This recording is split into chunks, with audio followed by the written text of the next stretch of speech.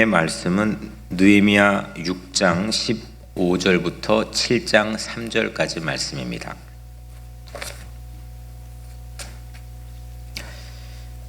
느헤미야 6장 15절부터 7장 3절까지 말씀입니다.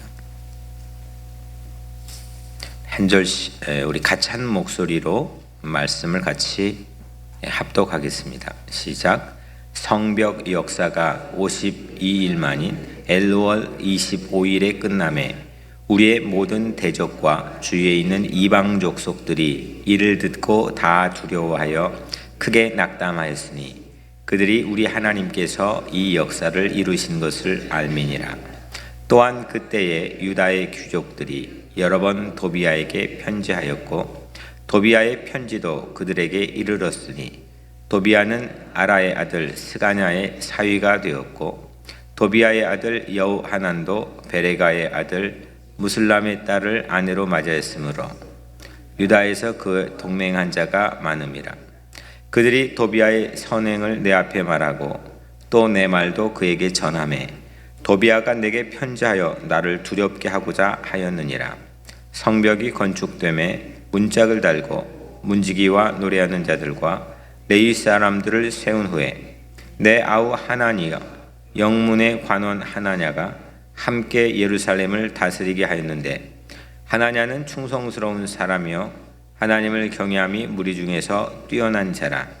내가 그들에게 이르기를 해가 높이 뜨기 전에는 예루살렘의 성문을 열지 말고 아직 파수할 때에 곧 문을 닫고 빗장을 지르며 또 예루살렘의 주민이 각각 자기가 지키는 곳에서 파수하되 자기 집 맞은편을 지키게 하라 하였노니. 아멘. 여명특서 12번째 날 느헤미야 6장 15절부터 7장 3절까지 말씀입니다. 어제는 스마야라고 하는 낯선 사람이 등장했습니다. 그래서 최후의 방해죠. 완공 직전에 마지막 방해였습니다.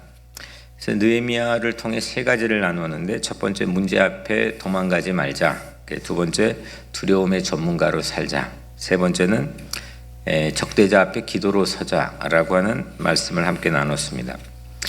오늘 본문을 가지고는 세 가지의 대지를 함께 나누려고 합니다. 먼저 첫 번째, 우리는 고난을 당하죠. 시험도 당하고 또 도전도 받습니다. 그거로부터 청정지역에 사는 사람은 이 세상에 아무도 없겠죠. 근데 이 첫 번째 고난도 시험도 도전도 모두 다 끝이 있다는 거죠. 뭔가 일을 시작할 때 모든 일에는 설렘이 있기 마련입니다. 동시에 긴장도 있습니다. 시작한 일이 과연 어떤 결과를 낼 수 있을까? 내가 끝까지 갈 수 있을까? 이게 잘 해낼 수 있을까? 열매를 맺을 수 있을까? 이런 것 때문에 우리는 긴장을 갖게 됩니다. 시작이 반이라는 말이 위안이 되기는 하지만 머릿속에 떠나지 않는 질문이 나는 마지막까지 완주할 수 있을까? 이거 잘 해낼 수 있을까? 이게 늘 우리 마음속에 불안감 또 아니면 긴장감을 제공해 줍니다. 그게 건강하게 작용할 때도 있지만 그게 아주 지나친 스트레스가 될 때도 있죠. 느헤미야 예루살렘에 무너진 성벽 공사도 비슷한 것 같습니다. 페르시아 제국 수산궁에서 시작한 레이스죠. 수심으로 조바심을 내던 출발 지점이 아련하게 이제 보입니다. 오늘 그 12번째 날인데 언제 그랬지? 라고 생각이 들 정도로 까마득하게 느껴집니다. 이 4개월을 기다렸습니다. 그리고 기도했습니다. 그 기간도 왕 앞에 서기까지의 느헤미야의 마음은 이게 시작할 수 있는 건가? 또 과연 도착할 수 있을까? 해낼 수 있을까? 이런 생각들이 독자들로 하여금 성경을 읽는 사람으로 하여금 갖게 합니다. 시작하고 난 다음에도 각종 난코스가 있었습니다. 중상모략, 비아냥, 테러 위협, 협박, 내부 분열 조짐, 암살 기도, 각종 종합 선물세트처럼 이 일을 시작한 과정 안에서, 이 레이스 안에서 어려움을 봉착하게 됩니다. 오르막길에 이거 정말 포기해도 되겠다, 어쩔 수 없었다, 누가 봐도 이건 뭐 포기할 만하다라고 하는 충분한 변명이 그가 걸어왔던 삶의 길에 놓여 있습니다. 그런데 드디어 끝에 도달했죠. 오늘 우리가 이제 드디어 끝에 도달했습니다. 15절 성벽 공사가 52일 만인 엘루월 25일에 끝남에 끝이 났습니다. 완공됐습니다. 중간 레이스의 세 곳, 여기가 15km 지점입니다. 여기가 42.19 중에 30km 지점입니다. 이렇게 아주 중요한 빠뜨릴 수 없는 달려왔던 과정을 말해주는 세 곳도 과거가 되어버렸습니다. 첫 번째로 2장 10절에 13절에 보면 예루살렘의 성벽이 다 무너졌고 성문은 불탔더라. 처음에 출발 지점의 풍경이죠. 불탔고 다 무너졌고 아무것도 없는 거죠. 이게 공사라고 하는 게 그냥 가만히 맨바닥에다가 하면 오히려 더 쉬운데 뭐 허물고 치우고 이 본당 공사해 보니까 그게 훨씬 돈도 많이 들고 훨씬이라기보다는 돈 많이 들고 시간 걸리고 어려운 겁니다. 여하튼 첫 번째 모습이 그랬죠. 그리고 이게 야간 시찰했을 때의 풍경입니다. 그 두 번째 또 지점은 4장 6절이죠. 이에 우리가 성을 건축하여 전부가 연결되고 높이가 절반에 이르렀으니. 기억나시죠? 이게 과정에 산발랏 일행의 첫 번째 방해를 받은 다음에 진척 속도를 나타내는 모습입니다. 성벽 공사가 절반을 약간 상회하는 그런 공사의 과정을 보여준 거죠. 마지막 6장 1절에 성벽을 건축하여 허물어진 틈을 남기지 아니하였다 함을 들었는데 그땐 내가 아직 성문에 문짝을 달지 아니한 때라 했습니다. 허물어진 틈 없이 성벽 공사가 막바지에 달했지만 이후에도 적대자들의 암살 기도 위협은 더 피치를 올렸죠. 이 이후에 암살 기도가 시작이 됩니다. 첫 번째 불타고 무너졌고 두 번째 전부 연결은 커넥션 됐는데 높이가 절반 정도 됐고 마지막 허물어진 틈 없이 다 했는데 문짝 달지 않았고 여하튼 이런 과정이 지난 52일 동안 펼쳐졌고 오늘 말씀 앞에 선 우리들에게는 파노라마처럼 펼쳐집니다. 그 파노라마처럼 펼쳐지라고 매주일 했던 얘기를 처음에 리핏 반복해서 여러분들에게 마음의 그림을 그려주려고 노력을 했습니다. 무너졌고 불탔던 성벽이 올라가고 또 틈이 메워지고 적대자들이 사력을 다한 방해는 일편단심 성벽공사 중단, 중지, 스탑이었는데 모든 난관을 뚫고 성벽은 끝을 보게 되었습니다. 완공되었습니다.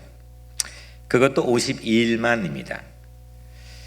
여러분들도 시작한 일 중도에 포기 없이 자녀를 키우면 끝까지 또 여러분들이 뭔가 사업을 시작했으면 끝까지 여러분들이 작심하고 이 기도로 승부를 걸려고 시작했으면 끝까지 여러분들이 뭔가 하나님을 향해서 하나님 나라를 위해 구하기 위한 비전을 가졌으면 인생 까무러치듯 끝까지 도달하는 그런 여러분들의 삶이 되기를 주의 이름으로 축복합니다. 우리 교회 성도들은 끝까지 가는 성도들이 확률적으로 매우 많은 성도들이 되고 특별히 우리의 끝은 어디입니까? 이 땅입니까? 그렇지 않죠? 우리의 땅은 저 천국이죠. 천국까지 끝까지 가야 레이스에 성공한 사람이지 여기에서 아무리 성공했어도 거기에서 낙오가 되면 거기에서 실패가 되면 그럼 끝까지 가는 사람이 되지 않은 거죠. 우리가 걷는 믿음의 길이 바로 이런 것 같습니다. 과연 내 병이 내 아픔이 나을 수 있을까? 종국에는 괜찮아지는 걸까? 그래서 전문가 의사들이나 이런 사람들이 하는 얘기가 귀가 이만큼 커져서 듣게 됩니다. 자금 압박이 내 사업에 들어오고 있는데 이 해뜰 날이 있는 기업인가? 이거 잘 되는 건가? 방황하던 자녀가 과연 돌아올 수 있을까? 항암을 잘 내가 6번 해야 되는데 우리 이영애 집사님 지금 4번 했는데 잘 맞춰낼 수 있을까? 내가 살 수 있을까? 가정이 회복될 수 있을까? 수없는 희망의 종착역이 우리 마음속에 있습니다. 이 설렘과 긴장이라는 상극작용을 통해서 인생이라고 하는 게 있는데 내 과연 각기 다양한 종목에서 끝까지 갈 수 있을까? 내 인생을 끝까지 할 수 있을까? 이런 생각에 우리는 의심이라고 하는 걸 가질 때가 있습니다. 그래서 전문가의 이야기를 돈 주고 사서라도 들을 기회를 얻게 됩니다. 느헤미야는 성벽 공사를 완공했습니다. 끝을 봤죠. 근데 오늘 예수님조차도 끝을 본 다음에 소감을 밝힌 인터뷰의 기사가 성경에 나와 있죠. 요한복음 19장 30절에 보면 십자가에서 6시간 고난을 다 받으시고 다 이루었다. It is finished. 다 이루었다. 이렇게 자기의 모든 사역을 완수하셨음을 말씀했습니다. 겟세마네 동산에서 가능하면 여기 피하게 해주십시오. 이거 그냥 마주치지 않게 해주십시오. 이렇게 기도할 정도로 중단의 어떤 고비도 우리에게 보여주시지만 그 어려움을 딛고 승리의 월계관을 쓰시죠. 하나님도 성부 하나님께서도 완공의 모델을 우리에게 보여주시죠. 창세기 2장 1절 2절에 보면 천지와 만물이 다 이루어지니라. 하나님이 그가 하시던 일을 일곱째 날에 마치시더니 하나님도 세상에 먼저 이 모습 보여주신 거죠. 마치셨습니다. 끝내셨습니다. 다 이루었다 했습니다. 성경은 다 이루었다라는 성부 하나님의 선포를 통해 이 세상이 시작이 됐고 다 죄악으로 파멸되어 버렸던 구제불능이었던 세상을 다시 예수 그리스도의 십자가 사역으로 이루어내신 그 순간 예수님도 다 이루었다 이렇게 말씀했습니다. 다 이루었다라고 하는 게 상당히 중요한 거죠. 하나님께 천지 만물의 공사 기간은 6일로 하셨고 예수님은 공교롭게 6시간 동안 십자가의 고난을 받으셨습니다. 또 주님이 성경의 마지막에서도 스스로 내가 I am the end, I am the last, 끝이라고 말씀했습니다. 요한계시록 22장 13절 나는 알파와 오메가요 처음과 마지막이요 시작과 마침이라 했습니다. 내가 끝이다. I am the end. 주님이 시작이기도 하지만 마지막, the last, 또 마침, the end라고 말씀했습니다. 여기에서 우리가 살펴볼 수 있는 것, 우리 끝까지 갈 수 있는 사람이 되자. 끝까지 갈 수 있는, 뭘 시작해도 저 사람은 끝까지 간다라고 하는 확신을 줄 수 있는, 신뢰감을 줄 수 있는 그런 신앙인이 되자. 이런 내용인 거죠. 근데 그거 어떻게 하느냐? 성부 하나님, 성자 하나님 얘기를 살펴본 이유 자체가 주님께서 우리와 함께 계십니다. 그래서 우리 고난도 그래서 주님이 함께 계시면 끝이 있는 겁니다. 주님이 우리와 함께 동행합니다. 그래서 우리의 시험도 끝이 있는 겁니다. 주님이 우리를 사랑하십니다. 그래서 우리도 도전을 받아도 그 도전이 끝이 있는 겁니다. 끝이 없다고 생각하는 순간 우리는 우울해서 헤어나올 수가 없습니다. 끝이 없다고 생각하는 순간 그건 희망이 없는 사람이 되는 거고 아무것도 할 수가 없습니다. 그 사람이 아무런 잠재적인 능력을 가지고 있어도 그 사람을 쓸 수가 없습니다. 왜냐하면 그 사람은 희망적이지 않기 때문에, 끝을 볼 수가 없기 때문에. 땅 끝까지 가라 라고 하는 예수님이 끝이라고 한 지점을 지적해 주신 것은 희망을 잃어버리지 마라, 믿음을 잃어버리지 마라, 넌 끝에 도달할 수 있다고 하는 것을 우리에게 주시는 거죠. 밤이 깊을수록, 밤이 캄캄하게 지금 최고로 깊어지는 시간이죠. 깊어질수록 새벽은 가까이 온다고 하는 건 만고불변의 진리입니다. 겨울이 가장 깊어질수록 봄은 눈앞에 와 있다고 하는 것은 자연이 우리에게 가르쳐주는, 성경이 가르쳐주는 것도 아니고 자연이 우리에게 가르쳐주는 진리입니다. 끝은 있다. 터닝 포인트는 있다. 이건 모멘텀은 살려줄 수 있다. 이게 우리는 세상은 자연의 이치를 가지고 배우지만 우리는 오메가이신, 끝이신 주님이 우리와 함께 하시기 때문에 우리는 그걸 믿습니다. 모든 경주에서 끝이 있음을 희망으로 삼을 수가 있습니다. 끝이 있구나. 끝을 바라보면 되는구나. 끝에까지 갈 수 있겠구나. 그걸 바라보면 어떤 상황에서도 희망을 말하는 사람이 됩니다. 교회는 그런 사람이 많이 있어야 됩니다. 교회는 그런 사람에 의해서 하나님에게 쓰임받는 공동체입니다. 아이, 끝이 어디 있어? 이게 어떻게 될지 몰라. 이게 배가 산으로 갈 수도 있어. 그런 사람, 실제 그렇다고 치더라도 그런 사람에 의해서는 교회가 건강하게 빌드업 될 수가 없습니다. 갈 수 있어. 왜냐하면 주님이 우리에게 오메가이시니까. 주님이 우리에게 디 엔드이시니까. 주님이 우리를 사랑하시니까. 그 믿음과 그 확신을 오늘 여러분들의 마음속에 꼭 간직하게 되기를 주의 이름으로 축복합니다. 끝에 대한 거룩한 상상. 이게 요한계시록이잖아요.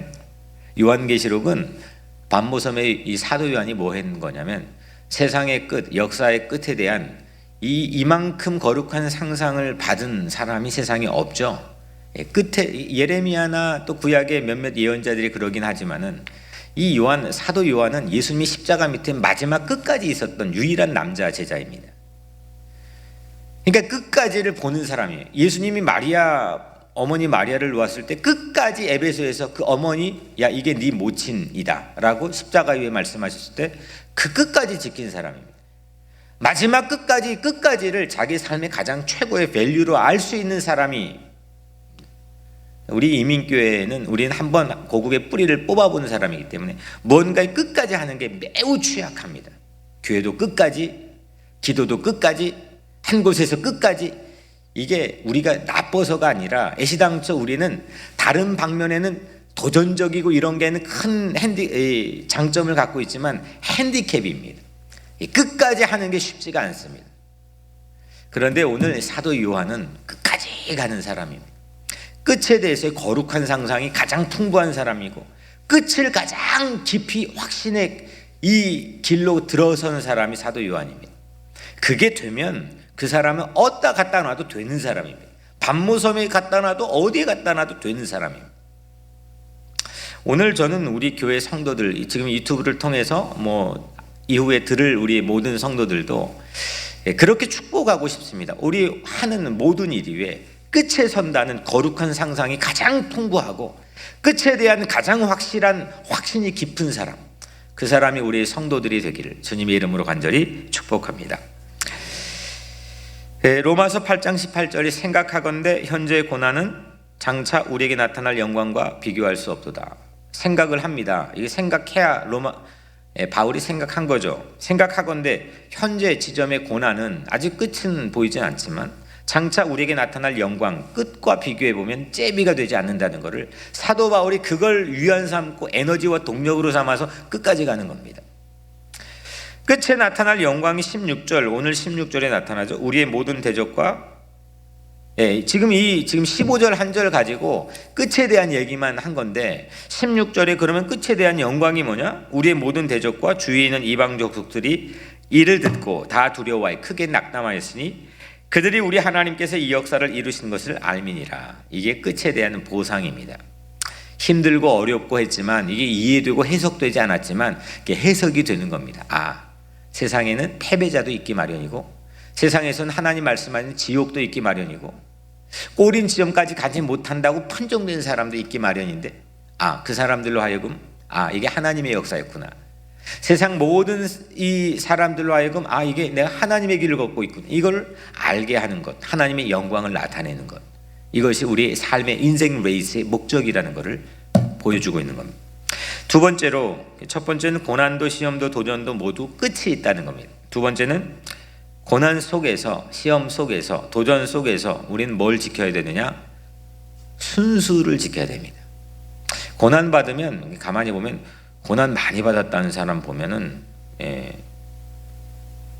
이게 순수함을 지키기가 쉽지가 않습니다. 거칩니다.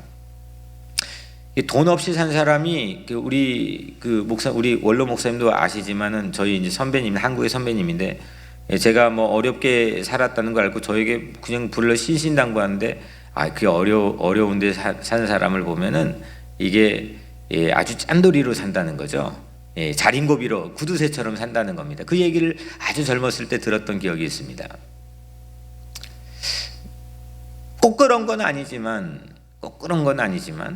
그럴 확률이 사회적 통계학적으로 보면 상당히 많이 있는 것은 부인할 수 없습니다.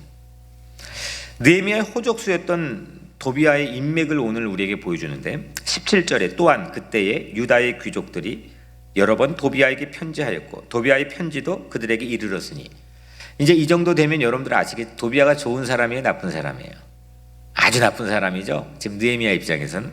근데 유다의 귀족들은 지금 유다의 귀족들이 도비아하고 막 편지를 계속 왕래했다는 건데, 유다의 귀족들은 어떤 사람이냐면 4장 19절에 내가 귀족들과 민장들과 남은 백성에 이르기를 이 공사는 점점점점점.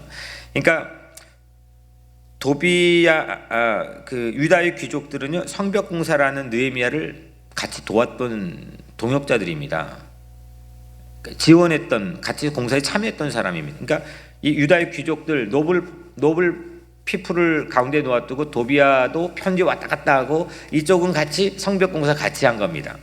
재밌죠? 그 다음에 18절에 도비아는 아라의 아들 스가냐의 사위가 되었고 도비아의 아들 여호하난도 베레가의 아들 무슬람의 딸을 아내로 맞이하였으므로 유다에서 그와 동맹한 자가 많음이라. 여기에 베레가의 아들 무슬람이 나오죠. 이 사람을 또 찾아보면은 3장에 보면 공사한 얘기들이 다 나오잖아요. 3장 4절에 베레가의 아들 무슬람이 중수하였고, 3장 30절 베레가의 아들 무슬람이 자기의 방과 마주대한 부분을 중수하였고, 그러니까 느헤미야의 공사에 참여한 사람이죠. 마찬가지로 이 사람들, 그 귀족들과 마찬가지로 지금 도비아의 아들이 무슬람의 딸하고 결혼했으니까 어떤 관계예요? 사돈지간이 된 거죠. 이게 뭐 지금 이상하죠? 그러니까 무슬람 놓아두고 이쪽은 사돈지간 됐고 이쪽은 같이 공사 아주 두 번이나 오면 적극적으로 참여한 사람입니다. 13장 4절에도 보니까 이거 뒷부분인데, 하나님의 전의 방을 맡은 제사장 엘리야십이 도비아와 연락이 있었으므로 도비아는 제사장 엘리야십과도 막역했습니다.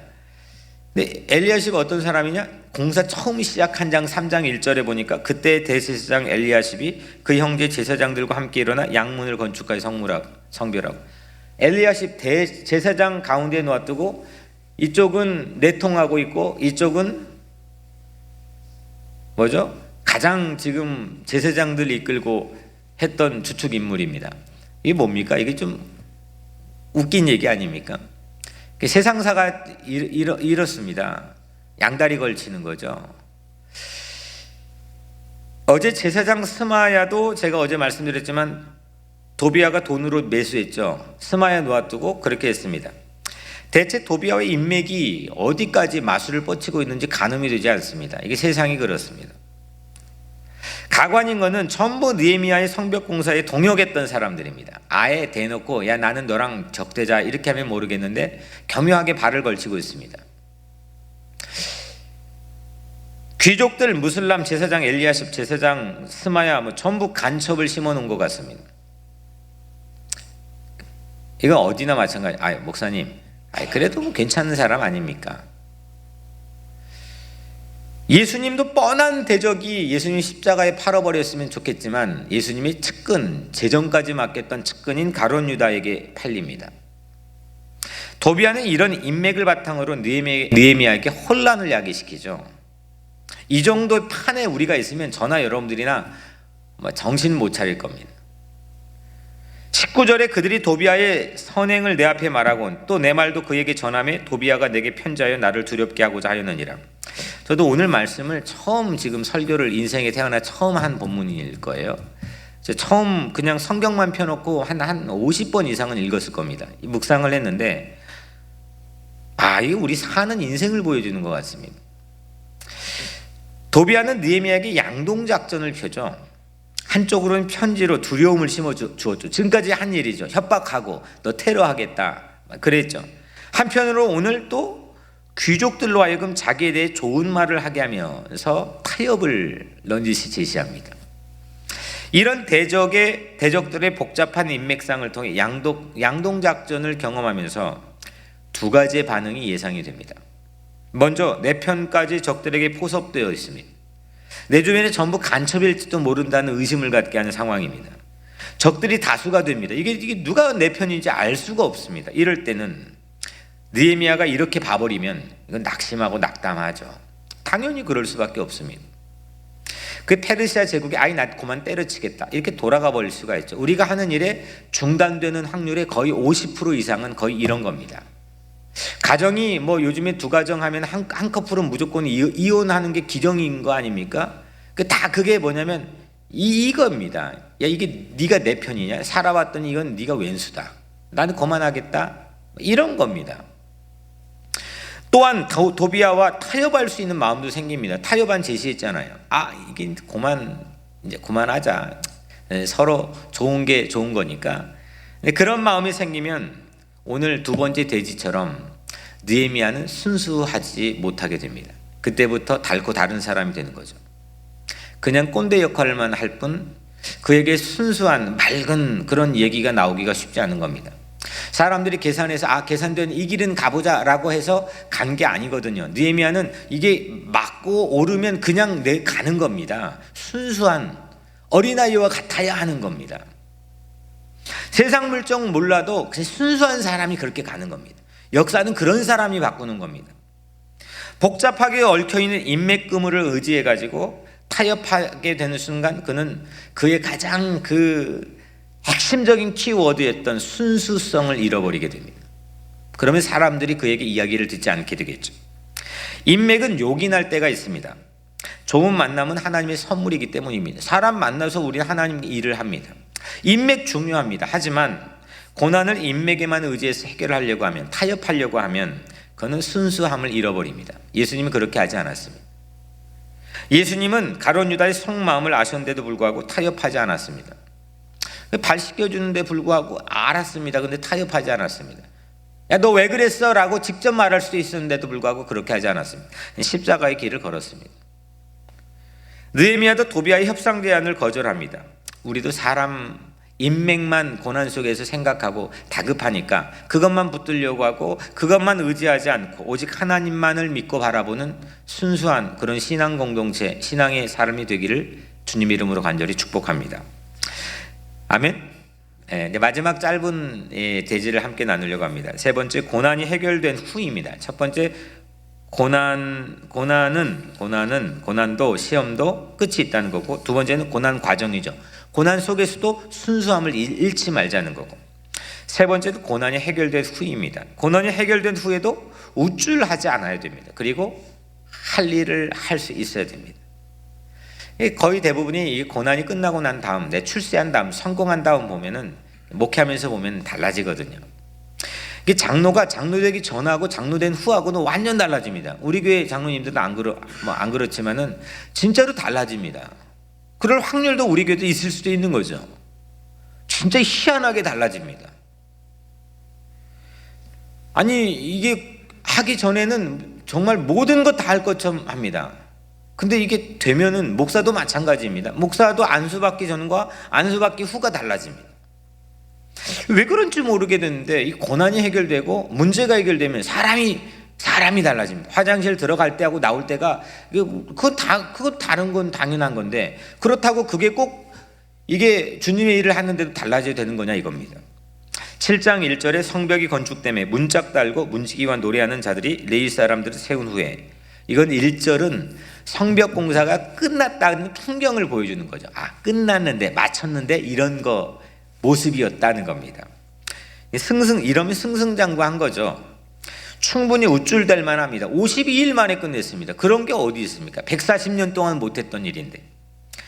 입지전적이죠. 이 정도면 정말 히어로입니다. 2절에 내 아우 하나니와 영문에 관한 하나냐가 함께 예루살렘을 다스리게 하였는데 하나냐는 충성스러운 사람이요 하나님을 경외함이 무리 중에 뛰어난 자라. 느헤미야는 전혀 우쭐 기색이 없습니다. 하나도 없습니다. 140년 수건인 무너진 예루살렘의 성벽을 세워냈는데, 이쯤 되면 예루살렘을 다스리는 목은 당연히 느헤미야 총독이었습니다. 당연히 느헤미야 몫이었습니다. 그런데 그는 절대로 독식하지 않았습니다. 혼자 하지 않았습니다. 다만 묵묵히 다음 할 일을 했습니다. 거기가 멋있습니다. 이 느헤미야서의 책에 끝나는 건 13장 마지막 장에 끝내면 되잖아요. 근데 이 6장이 일찍 끝냈습니다. 그 다음이 더 박진감 넘칩니다. 우리는 거의 대부분 6장까지만 읽고 거기만 알고 있는데 그 다음에 이야기들입니다. 그 다음에 할 일을 중지하지 않습니다. 이게 느헤미야입니다. 하나냐에게 예루살렘 관리를 맡기죠. 하나냐가 함께 예루살렘을 다스리게 하였는데 함께 그 사람에게 내가 혼자 해도 되는 겁니다.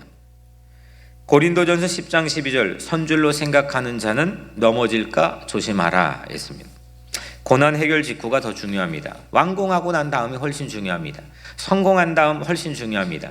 자녀 키울 때 다 어려움이 있습니다. 자녀 키운 다음이 중요한 겁니다. 내 인생 사는 젊은 시절 퍽퍽해도 다 살아냅니다. 젊은 시절 안 바쁜 사람이 어디 있고 안 힘든 사람이 어디 있고 다 낼 수 있어요. 결국 자녀 키우고 그 다음이 중요한 겁니다. 세우는 일도 중요하지만 지키는 것도 중요합니다. 성벽 세우는 것 중요하죠. 하지만 성벽을 지켜내는 것 더 중요한 과제입니다. 느헤미야는 세워진 성벽을 지키게 합니다. 3절 마지막 절이죠. 내가 그들에게 이르기를 해가 높이 뜨기 전에는 예루살렘의 성문을 열지 말고 아직 파수할 때에 곧 문을 닫고 빗장을 지르며 또 예루살렘의 주민이 각각 자기가 지키는 곳에서 파수하되 자기 집 맞은편을 지키게 하라 하노니. 제가 좀 빨리 했는데 그는 성벽 안에인 주민들의 안전만을 생각합니다. 참 기가 막히게 멋있는 사람입니다. 고난에도 끝이 있습니다. 고난에도 순수를 지켜야 됩니다. 고난이 끝나도 할 일을 할 수 있어야 됩니다. 그래야 우리는 하나님의 자녀답게 멋있는 사람이 될 수 있습니다. 고난이 사람을 망가뜨리지 않아야 됩니다. 고난이 사람을 표독스럽게 만들지 않아야 됩니다. 고난이 사람을 짠순이로 만들지 않아야 됩니다. 고난이 우쭐하게 만들지 않아야 됩니다. 고난이 우리를 교만하게 만들지 않아야 됩니다. 고난이 나의 마치 훈장처럼 생각하지 않게 만들어야 됩니다. 고난만 생각하는 사람으로 비춰져서는 안 됩니다. 고난을 내가 다 이겨냈다고 자랑해서도 안 됩니다. 고난은 우리를 맑고 순수함을 지켜주는 하나님의 선물입니다. 고난이 우리를 더욱 희망의 사람으로 세워줍니다. 끝이 있다고 하는 확신을 가지고 저 사람은 무조건 희망적이야. 무조건 하나님의 능력을 믿어. 끝이 있다는 사실에 도달할 수 있어. 이런 사람이 되어야 됩니다. 고난이 우리를 달고 다른 꼰대로 만들지 않고 청하고 맑고 우아하게 순수하게 우리를 지켜줄 수 있는 고난이 우리의 선물인 걸 저는 확신합니다. 고난은 끝이 언젠가 있습니다. 그러나 고난이 끝난 후에도 우리는 교만하지 않고 할 일을 묵묵하게 하기를 축복합니다. 오늘 아침에도 시작하지만 끝이 저녁이 있습니다. 저녁까지 나에게 아무 사고 우환 없이 묵묵하게 이 하루를 지내며 맑고 순수함을 잃지 않고 끝을 바라보며 희망적으로 살아가게 되기를 주님의 이름으로 간절히 축원합니다. 기도하겠습니다. 은혜로우신 하나님 감사합니다. 오늘 말씀 붙들고 기도하려고 합니다. 주님께서 이 기도에 함께하여 주옵소서. 예수 그리스도의 이름으로 간절히 기도드리옵나이다. 아멘. 기도 제목은 말씀드립니다. 코로나19 바이러스 어제 두 번째 안내문을 온 교인들에게 보내드렸습니다. 고통받는 이웃들을 위해 퇴치를 위해 또 우리들을 위해 기도해 주시고 여명 특세를 통해 기도의 불길이 타오르게 해주시고 여명을 건축을 위해서 예배터, 놀이터, 배움터 또 필요한 물질 채워달라고 또 주일 예배와 새벽 예배만 남았습니다. 이게 저는 기회라고 생각합니다. 예배 승부 걸 때입니다. 이거 지금 순서 하나하나 따져가지고 뭐 하냐 이 디테일에 목숨 걸 때가 아닙니다. 이거는 큰 덩어리에 목숨 걸 때 그런 기회를 주시는 겁니다. 진짜 노아방주 우리는 지을 때입니다. 저는 아주 신납니다. 그래서 교회 본질에만 충실할 절호의 찬스입니다. 예배의 기도에 뭔가를 걸 수 있는 우리 교회 성도들이 되게 해달라고 이 시간 주여 3번 부르짖고 간절하게 기도